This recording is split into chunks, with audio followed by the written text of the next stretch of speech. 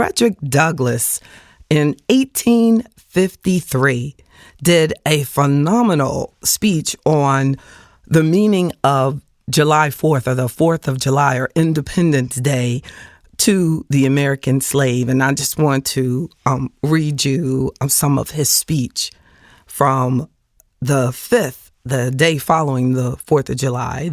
He presented this on the 5th of July, 1853. What to the American slave is the 4th of July? I answer, a day that reveals to him, more than all other days in the year, the gross injustice and cruelty to which he is the constant victim. To him, your celebration is a sham, your boasted liberty, an unholy license, your national greatness, swelling vanity. Your sounds of rejoicing are empty and heartless.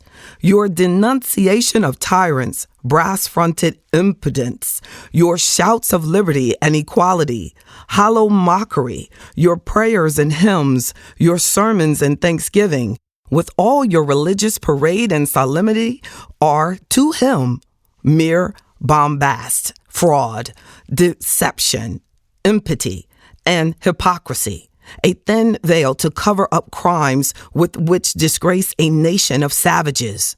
There is not a nation on the earth guilty of practices more shocking and bloody than are the people of the United States at this very hour. Go where you may, search where you will, roam through all the monarchs of the whole old world, travel through South America, search out every abuse, and where you have found the last, lay your facts by the side of everyday practices of that nation, and you will say with me that by revolting barbarity and shameless hypocrisy, America reigns without a rival. Allow me to say, in conclusion, notwithstanding the dark picture I have this day presented of the state of the nation, I do not despair of this country. There are forces in operation which will inevitably work the downfall of slavery. The arm of the Lord is not shortened, and the doom of slavery is certain. I therefore leave off where I began, with hope, while drawing encouragement from the Declaration of Independence, the great principles it contains, and the genius of American institutions. My spirit is also cheered by the obvious tendencies of the age. Nations do not now stand in the same relation to each other than they did ages ago. No nation can now shut itself off from the surrounding world and trot around in the same old path of its fathers without interference. The time was when such could be done. Long-established customs of hurtful character could formally fence themselves in and do their evil work with social impunity. Knowledge was then confined and enjoyed by the privileged few, and the multitude walked on in mental darkness. But a change has come over the affairs of mankind. Walled cities and empires have become unfashionable. The arm of commerce was borne away the gates of the strong city. Intelligence is penetrating the darkest corners of the globe. It makes its pathway over and under the sea as well as on the earth. Wind, steam, and lightning are its chartered agents. Oceans no longer divide, but link nations together. From Boston to London is now a holiday excursion. Space is comparatively annihilated. Thoughts expressed on one side of the Atlantic are distinctly heard on the other. The far-off and almost fabulous Pacific rolls in grandeur at our feet.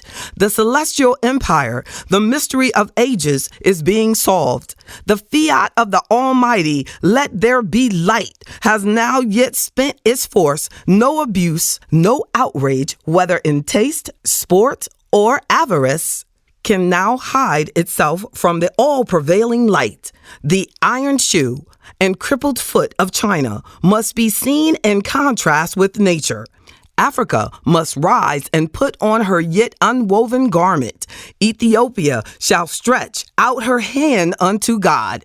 In the fervent aspirations of William Lord Garrison, I say, and let every heart join in saying it, God speed the year of Jubilee, the wide world over, when from this galling chains set free, the oppressed shall vilely bend the knee and wear the yoke of tyranny like brutes no more. That year will come and freedom's reign to man his plundered rights again restore. Godspeed the day when human blood shall cease to flow and every clime be understood. The claims of human brotherhood, and each return for evil good, not blow for blow. That day will come all feuds to end and change into a faithful friend each foe.